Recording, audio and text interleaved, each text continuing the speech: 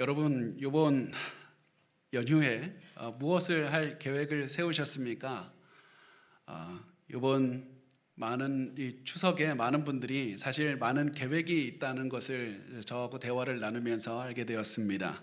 어떤 분들은 자녀들과 즐거운 시간을 갖기 위해서 해외여행이나 국내 여행을 가시는 분들도 있고, 아니면 색다른 경험을 하기 위해서 많은 활동을 하신다고 들었습니다. 또 그 외에도 연휴 기간 중간에 굉장히 바쁜 분도 있어서 또 일하시는 분들도 있고, 아니면 휴식이 필요해서 좀 집에서 쉬는 분들도 있는 걸로 알고 있습니다. 그런데 모든 제가 대화를 나누어 본 분들의 공통점이 무엇이냐면, 그 모든 기간에 자녀와는 내가 한번 식사라도 하면서 그 가정의 회복을 위해서 가족들과 함께 모이겠다고 말씀하는 것이었습니다. 자녀들과 함께하면서 가족들의 그 함께하는 그 의미를 살피고, 자녀들에게 내가 식사라도 한 끼 대접하는 그런 시간을 가지려고 한다는 것을 제가 많이 들었습니다. 사실 우리 한번 생각을 해봤으면 좋겠는데요. 이때 우리가 생각 한번 해봐야 되는 것이 무엇이냐면, 우리가 이렇게 바쁜 와중에 굳이 쉬어야 되는 때, 아니면 이 연휴가 진행되는 때 자녀들을 위해서 많은 시간을 투자하고, 또 자녀들이나 손주들을 위해서 많은 노력을 투자하는 이유가 무엇입니까? 이때 내가 너무 피곤해도 자녀들을 위해서 식사 한 끼라도 어떻게 해서든지 해보려고 하는 이유가 무엇입니까?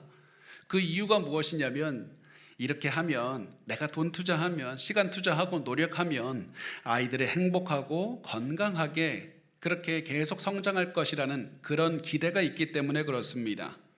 자녀를 위해서 열심히 노력하면, 행복한 경험 많이 하게 해주면, 웃게 해주면, 신기한 경험 많이 하게 해주면 자녀들이 건강하게 성장할 것이고, 우리의 자녀, 우리의 손주들이 행복한 삶을 사는데 많은 도움을 줄 것 같으니까 그렇게 하는 것 아닙니까?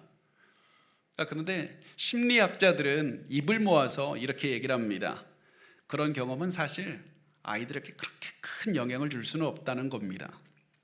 물론 아이들에게 조금의 영향은 줄 수 있지만, 아무리 많은 돈과 시간과 노력을 들여서 여행을 하고 다양한 활동을 하고 많이 노력해도 자녀들의 인생에 많은 영향을 주지는 못한다는 겁니다. 그러면 자녀들의 인생에 가장 많은 영향을 주는 것은 무엇일까? 큰 영향을 주는 것이 무엇일까? 그것은 바로 부모가 사는 모습입니다.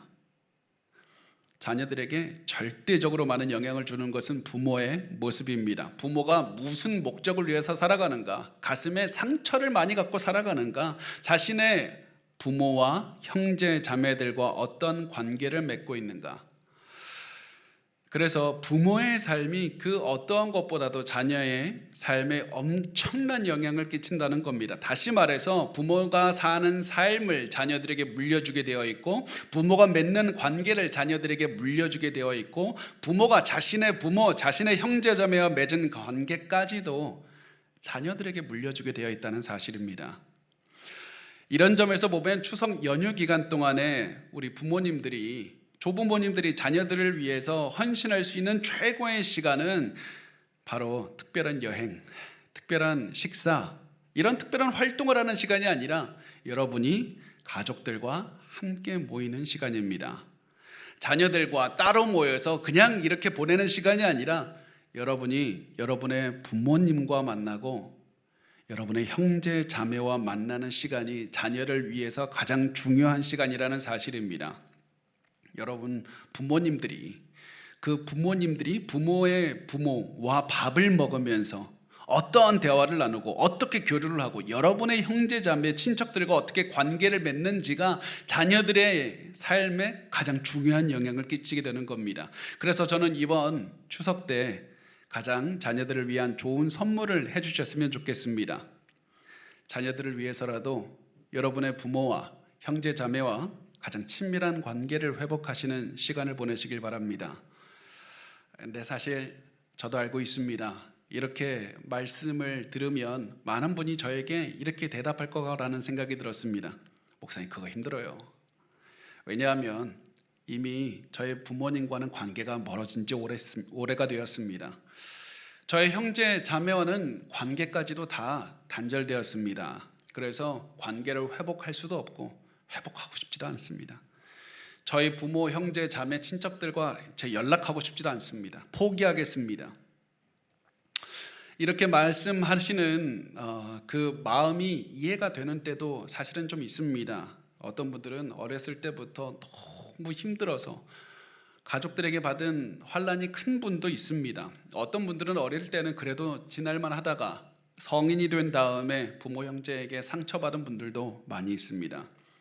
그런데 우리가 큰 상처를 받았다 한다 할지라도 우리가 가족과의 관계 회복을 위해 노력해야 된다, 이 사실에는 변함이 없는 겁니다. 계속해서 관계가 망가진 채로 살아낼 수는 없는 겁니다. 왜냐하면 만약 우리가 부모와의 관계를 회복하지 못하면 시간이 지나서 우리 자녀들이 자라서 우리와 관계가 멀어질 수 있기 때문에 그렇고, 우리가 형제자매의 관계를 회복하지 못하면 우리의 자녀들, 사랑하는 그 자녀들이 성장한 다음에도 서로 관계를 단절할 수도 있기 때문에 그렇습니다.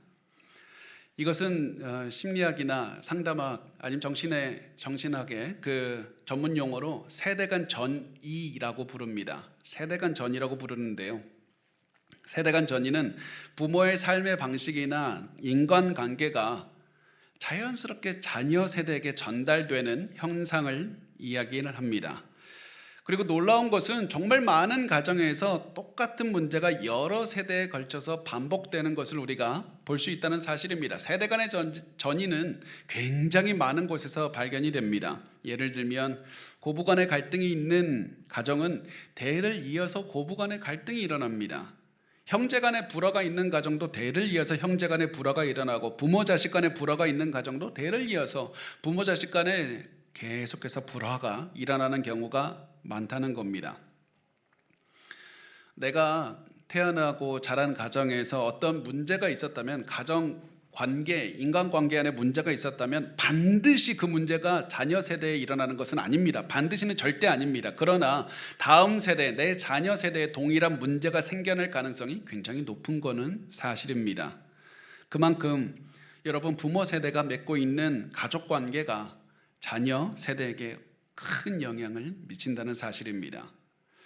그리고 이런 부모 세대의 가족 관계가 자녀 세대에게 영향을 준다, 이 세대 간의 전이를 우리가 굉장히 잘 볼 수 있는 가정이 있는데요, 그게 성경 안에 있는 아브라함의 가정입니다. 아브라함에게는 이삭과 이스마엘이라는 두 아들이 있었습니다. 그런데 그 두 아들의 사이가 별로 좋지 않았습니다. 왜냐하면 이삭과 이스마엘은 아버지는 같았지만 어머니는 달랐습니다. 그리고 이스마엘이 이삭을 질투했습니다. 형제간에 좋지 않은 관계는 이 이삭과 이스마엘뿐만 아니라 이삭의 다음 세대로 이어집니다. 이삭과 리브가는 에서와 야곱이라는 두 아들을 낳았는데 두 아들의 관계가 썩 좋지 않았습니다. 아니, 좋지 않은 정도가 아니었습니다. 그 이유가 무엇이냐면, 가장 대표적으로 이삭은 에서를 편애했고 아내 리브가는 야곱을 편애했기 때문에 그렇습니다. 원인은 다른데 형제 간의 관계가 갈라졌다는 결과는 동일했습니다. 그래서 야곱은 자신을 죽이려고 하는 형 에서를 피해서 도망가게 됩니다. 그 다음에 이 아버지 세대보다 이제 보면 형제 간의 관계가 계속 안 좋아지는 것을 우리가 볼 수 있죠. 그 다음에 이제 야곱의 자녀 세대에도 이런 형제 간의 불화가 드러납니다. 야곱은 네 명의 아내를 통해서 많은 아들들을 낳았는데 이 아들들 사이에서도 당연히 불화가 있습니다. 아니, 부인이 4명이고 그 밑으로 자녀들을 낳았는데 질투, 시기 이런 것들이 없을 수가 없습니다. 게다가 야곱은 자신의 부모 세대가 편애했듯이 자기 자신도 요셉이라는 아들을 굉장히 편애했고, 그런 편애 때문에 요셉은 형들의 미움을 받았습니다. 결국 어떤 일이 벌어지냐면 요셉을 형들이 진짜로 죽이려고 하다가 노예로 팔아버리게 됩니다. 자, 우리가 지금 방금 아브라함, 이삭, 야곱, 요셉 이 4대를 보았습니다. 여기에서 이 4대 간의 관계를 보면 이 가정에서 두 가지 패턴을 볼 수가 있습니다. 첫 번째가 무엇이냐면 세대마다 형제 간의 불화가 반복된다는 겁니다. 물론 세대마다 형제 간이 다투는 원인은 달랐습니다. 어머니가 여러 명이라서 형제 간에 서로 시기 질투가 있었을 수도 있었고, 아니면 부모의 편애 때문에 형제들이 다투기도 했습니다. 그런데 원인은 달라도 형제 간의 불화라는 문제는 반복적으로 일어나는 겁니다. 이것이 첫 번째 패턴이고, 두 번째 패턴이 무엇이냐면 시간이 지날수록 불화, 형제들의 사이가 더 크게 커졌다, 더 크게 갈라졌고 그 불화가 굉장히 커졌다는 겁니다. 이삭과 이스마엘은 사이가 좋지 않았지만 그렇게 크게 다투지는 않았습니다. 그런데 그 다음 세대인 야곱은 에서를 속이고, 에서는 그런 야곱을 죽이고 싶다는 생각을 했고, 야곱은 에서를 피해 도망갔습니다. 그 다음 세대의 야곱의 아들들은 요셉을 실제로 죽이려고 하다가 노예로 팔고, 아버지에게는 요셉이 짐승에게 찢어 죽인 것 같다고 그런 거짓말을 했습니다. 세대가 내려갈수록 형제들의 사이는 나빠져 갔고, 그리고 이게 세대 간 전이의 특징입니다. 세대가 진행될수록 더 상황이 좋아질 수도 있지만 더 상황이 나빠질 수도 있는 겁니다. 제가 이 세대 간의 전예를 좀 자세하게 설명드린 이유가 있는데, 그것은 이 얘기를 듣고 여러분의 가정을 한번 봐주십사 하는 그런 마음 때문에 그렇습니다. 여러분의 가정에도 반복되는 패턴이 있습니까? 한번 여러분의 가정과 여러분의 부모 세대의 가정과, 혹시 알 수 있으면 그 조부모 세대의 가정까지도 한번 생각을 해보셨으면 좋겠습니다. 어떠한 패턴이 반복되는 게 있습니까? 만약에 여러분의 가정에서도 악한 잘못된 관계의 패턴이 반복되고 있고 세대가 진행될수록 더 심각해지고 있다면 지금 우리가 그걸 깨닫고 이 패턴을 깨버려야 됩니다. 잘라내야 됩니다. 지금이라도 여러분의 가정을 망가뜨리고 있는 문제를 해결하기 위해서 지금 노력해야 됩니다. 왜냐하면 지금 내가 하지 않으면 내 자녀 세대에는 내가 지금 겪고 있는 문제가 발생할 수 있고, 내 자녀 세대는 더 큰 문제가 발생할 수 있기 때문에 그렇습니다. 지금 내가 해결하지 않으면 내 자녀 세대에는 내가 겪고 있는 그 고통, 그 단절이 훨씬 더 증폭되어서 자녀 세대가 경험할 것이기 때문에 그렇습니다. 여러분의 고난은 무엇입니까?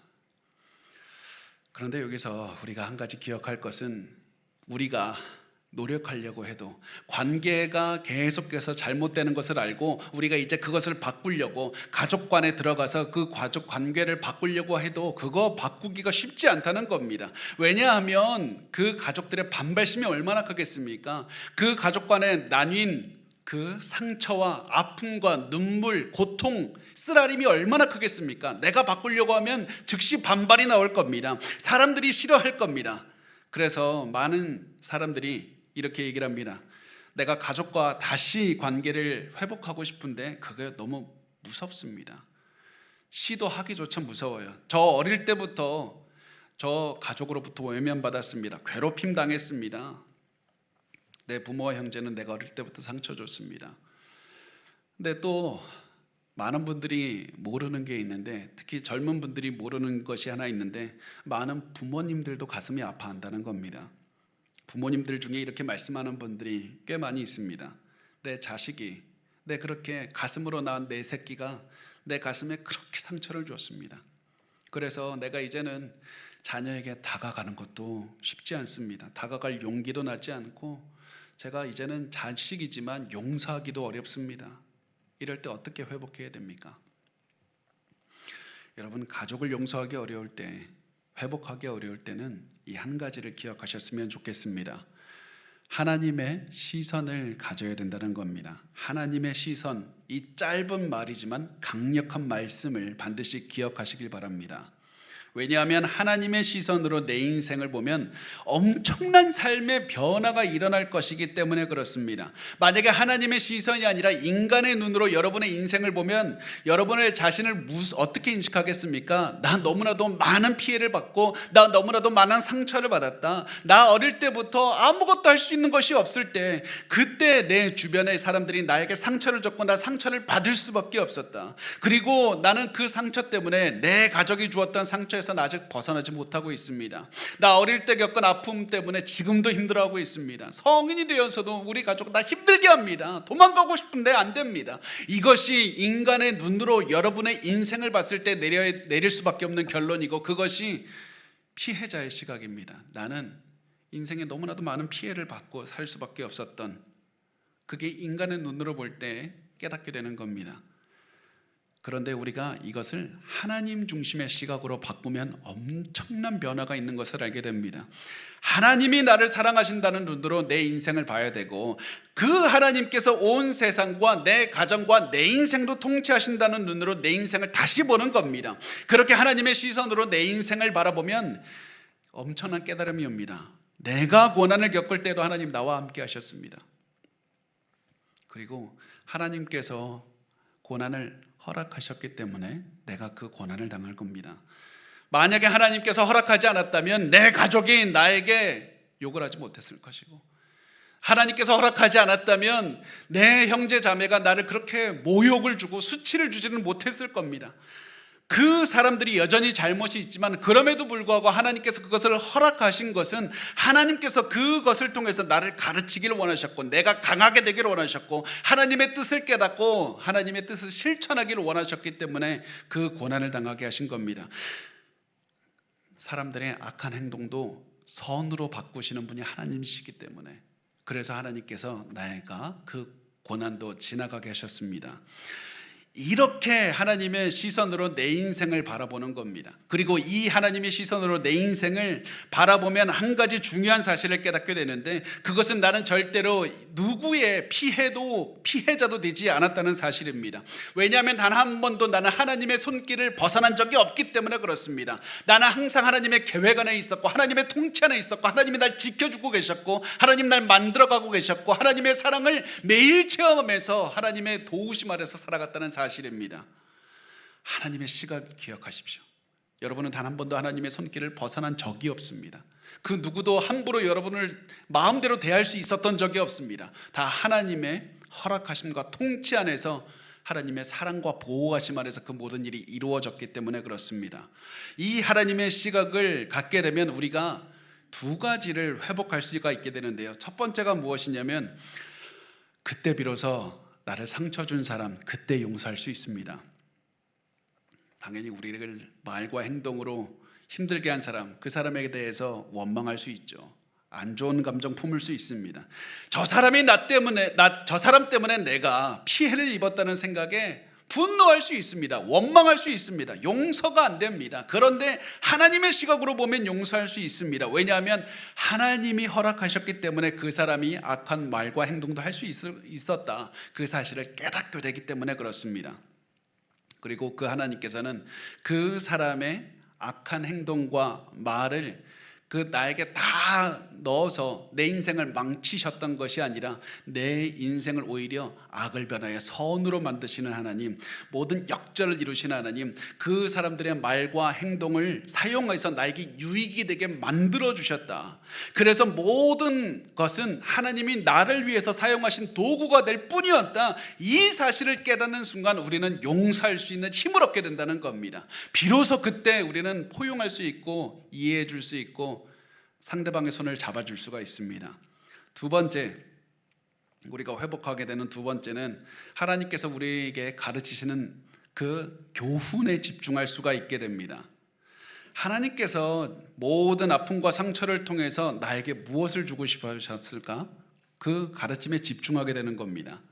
왜냐하면 하나님은 책을 통해서 나에게 가르쳐 줄 수도 있었고, 나에게 따뜻한 사랑의 손길을 통해서도 가르쳐 줄 수 있었는데, 왜 하필 하나님께서는 이 고난이라는 방법을 통해서, 특히 가족들을 통한 고난이라는 방법을 통해서 나에게 이렇게 가르침을 주셨을까?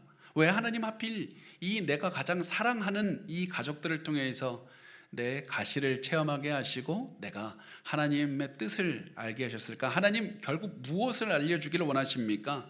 이렇게 해서 우리가 하나님의 시선을 가지고 살 때 우리가 진정으로 용서하고 상처에서 자유롭게 되고, 그리고 하나님께서 가르쳐 주시는 그 교훈에 집중해서 진정으로 하나님의 위대한 뜻을 실행하면서 살 수가 있게 되는 겁니다.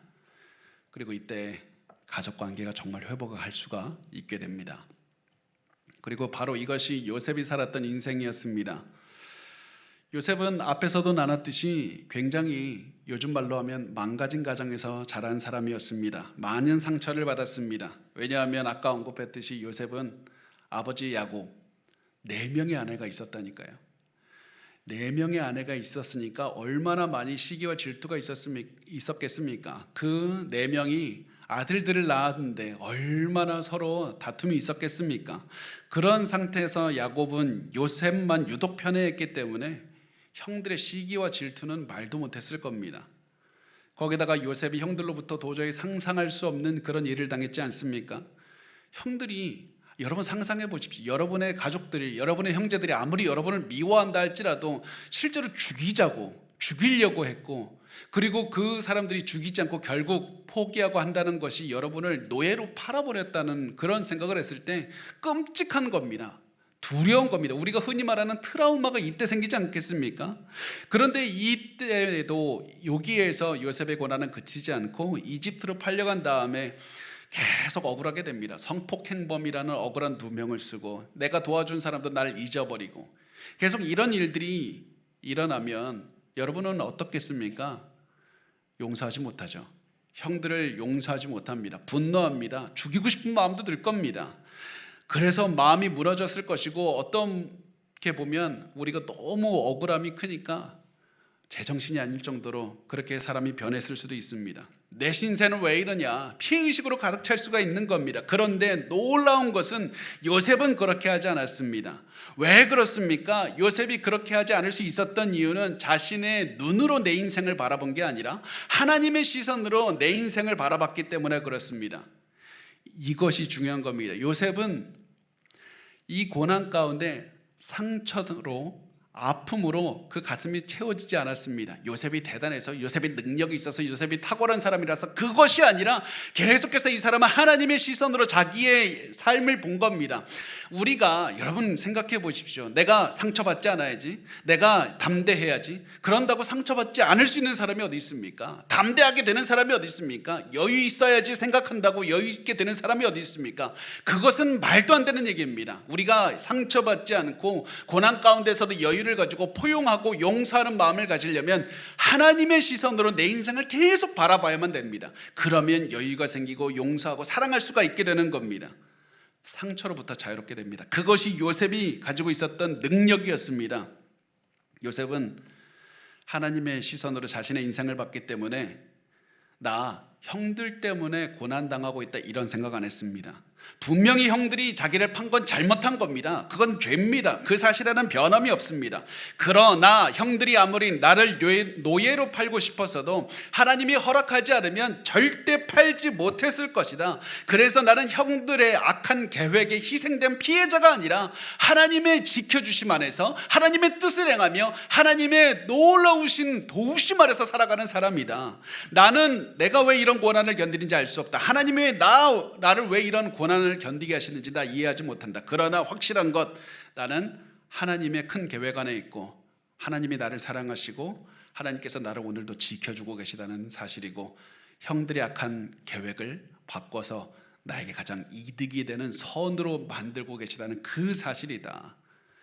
요셉이 자신의 마음을 지켰던 방법이 바로 이것이었고, 시간이 지나서 국무총리가 될 때까지 마음을 지켰던 방법이 이것이었습니다. 그랬기 때문에 요셉은 상처에서 자유로울 수 있었고, 형들을 용서할 수 있었고, 가족관계를 회복할 수 있었던 겁니다. 여러분, 우리 잘 기억하시기 바랍니다. 요셉이 형들을 용서할 수 있었던 이유는 형들을 용서하고 싶은 어떤 그런 몽글몽글한 마음, 감정이 들어서가 아닙니다. 이 형들을 봤을 때 그냥 용서해주고 그냥 항상 그 불쌍한 느낌이 들고 그런 것이 아닙니다. 하나님이 억지로 용서하라니까 어쩔 수 없이 한 것도 아니었습니다. 형들을 요셉이 용서할 수 있었던 이유는 자신의 인생을 하나님 중심으로 보았기 때문이고, 하나님이 자신에게 주신 가르침에 집중했기 때문이었습니다. 요셉은 절대 자신의 인생의 주어를 형들이 나를 버렸기 때문으로 절대 그것을 용납하지 않았습니다. 그래서 요셉은 형들에게 자신의 겪어온 고난을 이야기할 때 하나님의 이름을 반복해서 말합니다. 창세기 45장 5절 말씀에 보면, 하나님이 생명을 구원하시려고 나를 당신들보다 먼저 보내셨나이다. 아니, 당신들이 나를 판 것이 아니라 하나님이 나를 보내셨다. 7절에 하나님이 큰 구원으로 나를 당신들보다 먼저 보내셨느니, 하나님이 나를 보내신 것이지 당신들이 나에게 악한 마음을 가지고 행한 것, 그것에 난 피해자가 아니다. 8절에 그런즉 나를 이리로 보내는 이는 당신들이 아니라 하나님이시라 또 강조합니다. 9절에 하나님이 나를 애굽 전국에 주로 세우셨으니 지체 말고 내게로 내려오사. 계속해서 요셉이 말하는 것이 무엇입니까? 문장의 주어는 하나님이지 형들이 아닙니다. 지난 22년 동안 하나님이 나를 인도해 왔고, 당신들이 내 인생을 망가뜨리려고 했지만 당신들은 내 인생을 망가뜨릴 수가 없었습니다. 지금까지 내가 모든 겪은 고난은 형들 때문에 겪은 고난이 아니라 하나님이 나를 훈련시키는 도구였고, 하나님이 나를 사랑에 증명하는 도구였습니다. 그래서 요셉이 형들에게 하는 말은 궁극적으로 이런 겁니다. 나는 당신들의 악한 행위의 피해자가 되기를 거부합니다. 당신들이 나에게 할 수 있었던 것은 아무것도 없었습니다. 오히려 하나님이 나와 동행하셨고 나에게 시련을 통해서 가르쳐 주셨고, 하나님은 가장 좋은 결과를 나에게 주셨습니다. 하나님은 악을 바꿔서 선으로 사용하시는 분이기 때문입니다. 이것이 바로 요셉이 국무총리가 될 때까지 가지고 있었던 삶의 자세였습니다. 여러분이 요셉의 삶의 자세를 배우시길 바랍니다. 요셉이 어떻게 해서 자신의 마음을 지킬 수 있었고 자신의 가정을 회복시킬 수 있는지 보시길 바랍니다. 어떻게 요셉이 이 마음을 가지고 살았는지. 왜냐하면 요셉이 이 마음으로 살았기 때문에 세대간 전이가 자기의 자식 때 이루어지지 않고 끊을 수가 있었던 겁니다. 이 모든 힘은 요셉의 선의가 아니라, 똑똑한 머리가 아니라, 능력도 아니라 하나님의 시선으로 자신의 인생을 계속해서 바라봤던 그 힘, 그것이 바로 요셉이 가정으로 돌아갈 수 있는 힘이었고 가정을 회복할 수 있는 힘이었습니다. 그런데 여기서 요셉은 멈추지 않고 한 걸음 더 나아갑니다. 그것이 무엇이냐면 하나님의 뜻, 고결한 하나님의 뜻을 실천하는 겁니다. 여기에서 요셉이 한 걸음 더 나아가서 요셉의 탁월한 하나님을 바라봤기 때문에 탁월한 인생을 살 수가 있었던 그것이 여기서 드러납니다.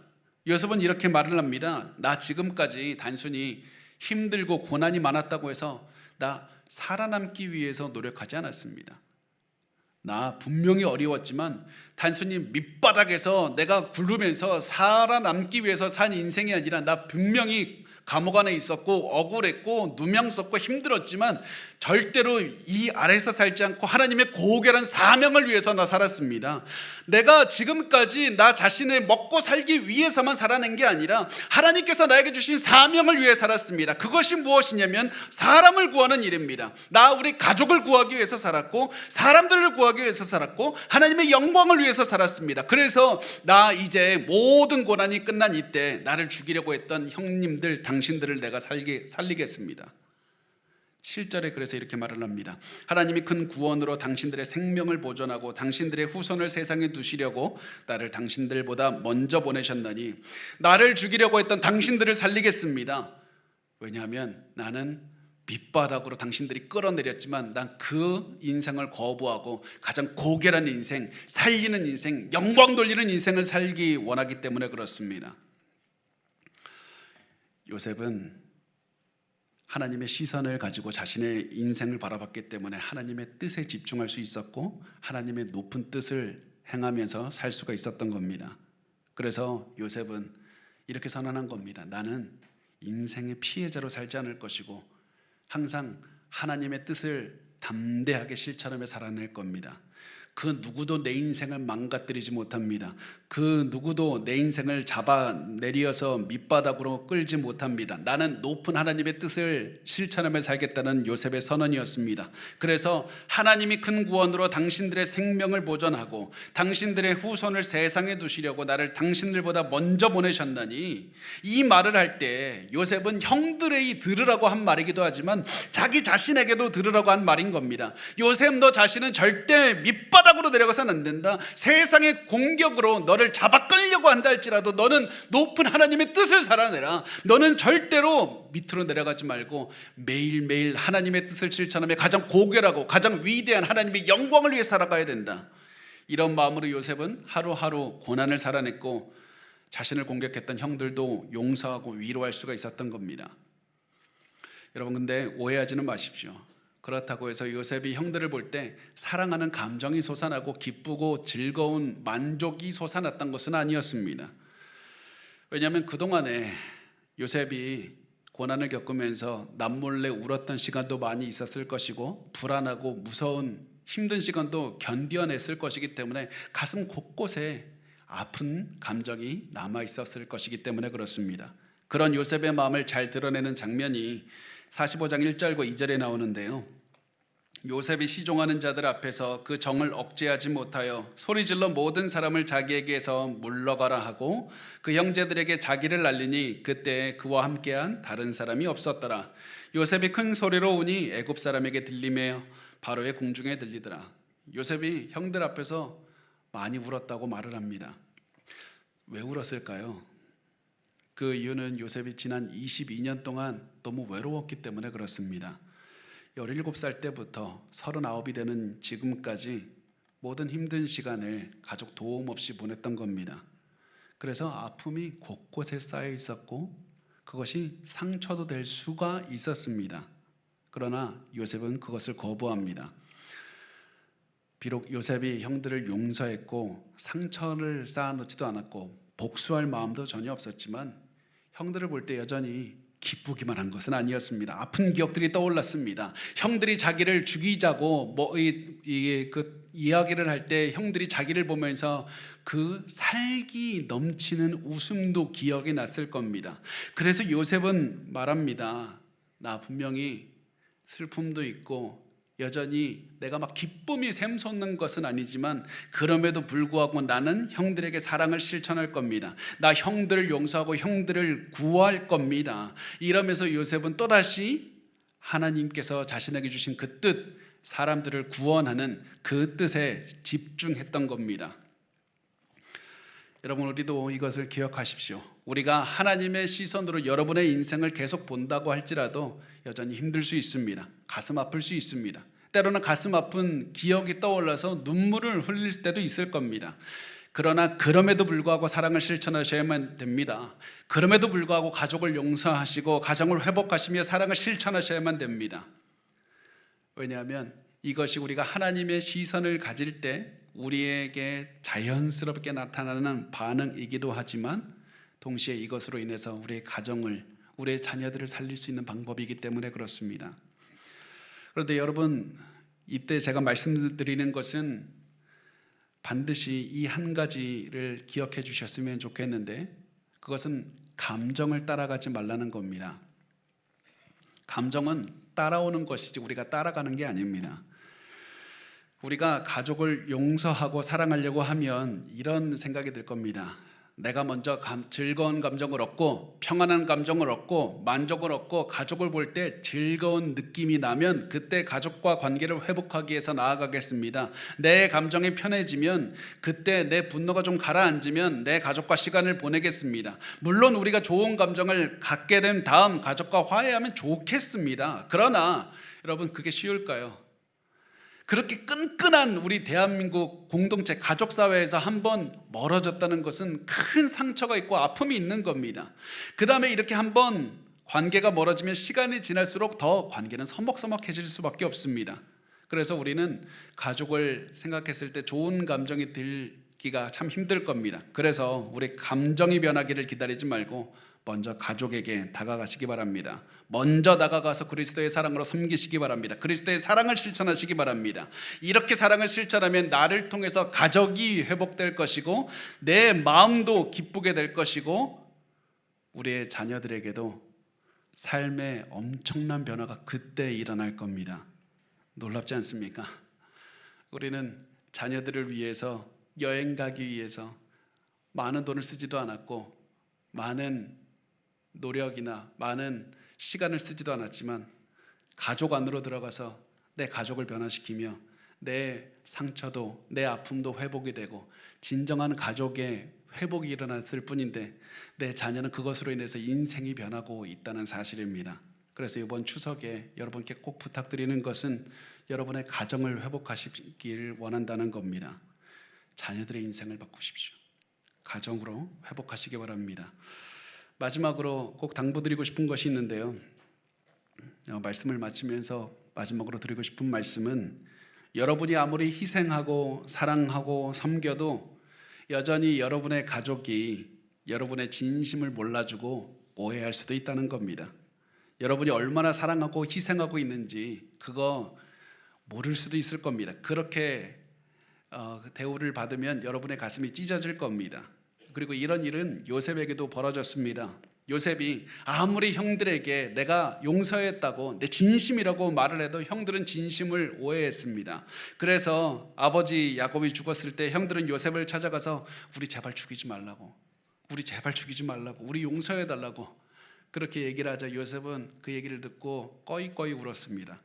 그리고 그때 요셉은 복수하지 않고 악한 마음을 갖지 않고 또다시 하나님에 관해서 이야기를 합니다. 하나님의 시선으로 자기 인생을 보기 때문에 그렇습니다. 그래서 마지막 창세기 50장 20절과 21절 우리 한 목소리로 읽겠습니다.